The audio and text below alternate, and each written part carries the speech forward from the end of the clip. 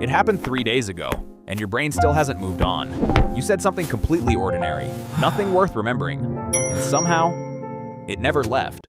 But your brain kept the tape running. It plays it back without any warning.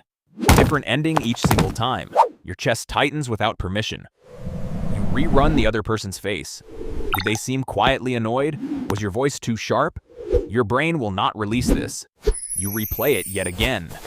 You replay it one more time, and you cannot locate the reason why. I'm Tim. I research the studies most psychology channels never touch. And here is what those studies reveal. Replaying conversations is not a quirk. It is not just overthinking psychology. It is a documented neurological pattern. Your brain is running a program. That program has an actual name. It reveals something specific about you, something most people never get to learn. That is what this video delivers. Neuroscientists call it perseverative cognition. That is the formal clinical term. It describes your mental replay loop.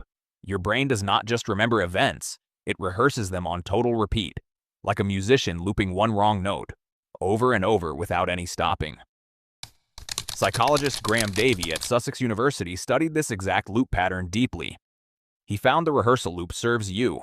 Your brain treats replay as preparation, as if you can still fix what already happened. It thinks you are solving something real, but nothing remains to be solved. The conversation already happened and ended. The loop keeps running regardless.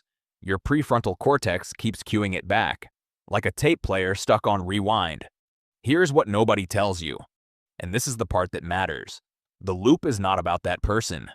It never actually was.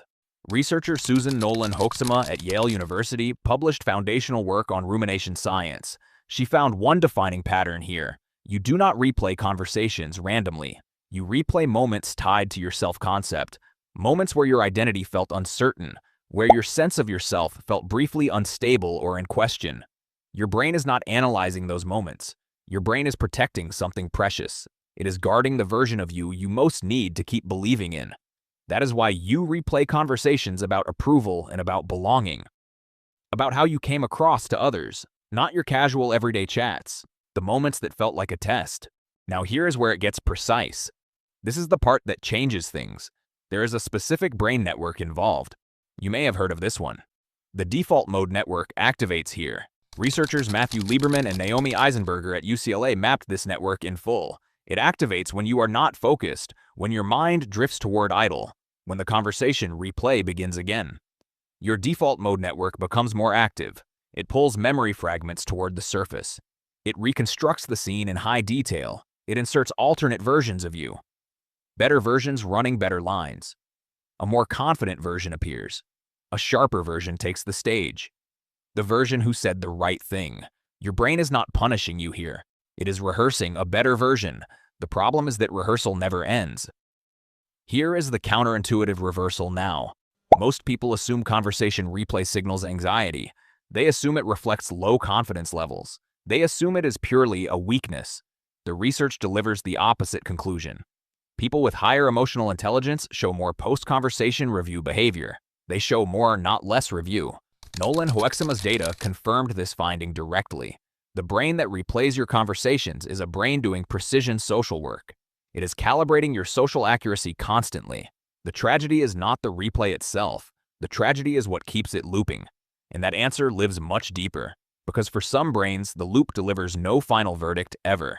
It cycles without any resolution at all. That is where the real damage builds. Why do some brains loop without stopping? Neuroscientists point to amygdala response patterns. Your amygdala is not only processing fear, it is your relevance detection system too. It flags every experience tied to survival. Social survival registers as real survival. Rejection historically meant literal group death. Evolutionary removal from your tribe, so your amygdala elevates any experience that carries even a faint social threat. A conversation you feel uncertain about gets flagged as unresolved threat data immediately. Your amygdala will not allow any closure. It keeps reopening the memory file repeatedly, waiting for a safety confirmation signal that simply never arrives for you. Your brain is running ancient survival code. Ancient code built for a different world, a world it was never designed for. Now understand something core about your loops. They are not random intrusive thoughts firing.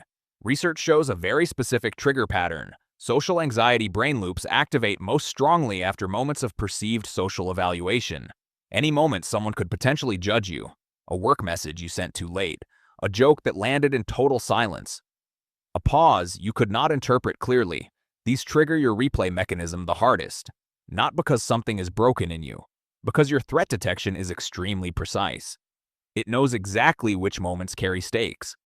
It refuses to file them as resolved until they feel genuinely and fully settled. The hidden truth about intrusive thoughts is that they have a deliberate target. Your brain is not haunted by accident.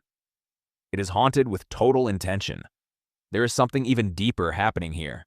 Something overthinking psychology almost never addresses. Almost no channel goes here. Your replay loops are entirely future-facing. They are not actually about the past. They are rehearsal for your next conversation. Your brain is running active simulations. It is using memory as training data. Your past self is the raw data set. Social neuroscientist Matthew Lieberman's UCLA research confirmed the default mode network links your memory directly to social prediction. Your past informs your next move. Your brain replays who you were before so it can model who you become. The loop is building your next version. The loop is actually learning something important. The real problem lives right here.